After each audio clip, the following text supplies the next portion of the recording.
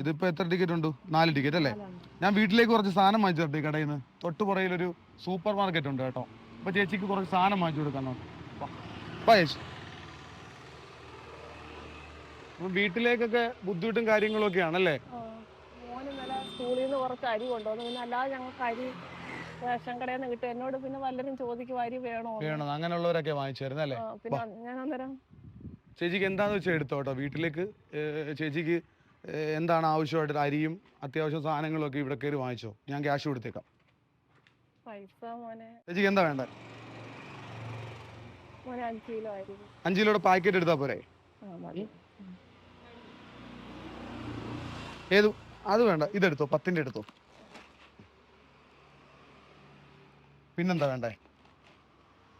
സാധനങ്ങൾ വേണോ? മക്കൾക്ക് ബിസ്ക്കറ്റ് വേണ്ടേ?